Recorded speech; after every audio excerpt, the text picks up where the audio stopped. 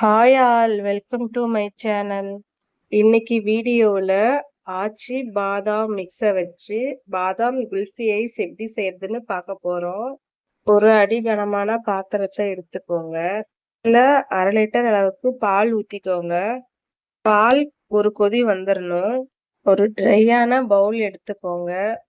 அதில் 2 spoon cornflour மாவு சேர்த்துக்கோங்க. இப்போ அதில் தேவையான அளவு தண்ணீர் ஊற்றிக்கோங்க. கட்டிகள் எதுவும் இல்லாம நல்லா கலந்து விட்டுக்கோங்க. இப்போ பால் நல்லா கொதிச்சிருக்கணும். முக்கியமா பால் அடிபிடிச்சிருக்கூடாது. நல்லா கலக்கிட்டே இருங்க. ஓரங்கள்ல சேர்ந்து இருக்கிற பாலாடையும் நல்லா எடுத்து விட்டு கலக்கிட்டே இருங்க. இப்போ கார்ன்ஃப்ளவர் மாவை அதுல சேர்த்துடலாம். கார்ன்ஃப்ளவர் மாவு சேர்த்தாதான் பால் நல்லா திக்கா கிடைக்கும்.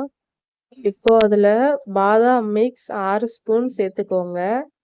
சேர்த்துட்டு நல்லா கட்டிகள் எதுவும் இல்லாம கலந்து விட்டுருங்க. இந்த பவுடரை சேர்த்ததுக்கு அப்புறம் பால் நல்லா கொஞ்ச நேரம் கொதிக்கணும். நல்லா கொதிச்சதுக்கு அப்புறம் கொஞ்சம் க்ரீமியான பதத்துக்கு வரும்.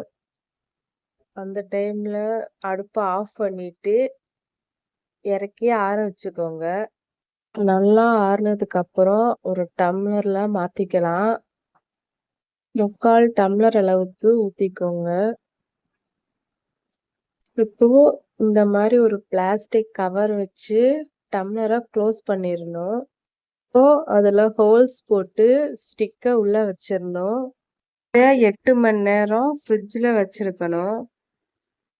8 மணி நேரம் கழிச்சு ஒரு பாத்திரத்தில் தண்ணி ஊற்றி வச்சுக்கோங்க. அதில் குல்ஃபியை வச்சிருங்க. கொஞ்ச நேரம் கழிச்சு குல்ஃபியை இது போல எடுத்துருங்க. கவரை எடுத்துட்டு மெதுவா எடுங்க.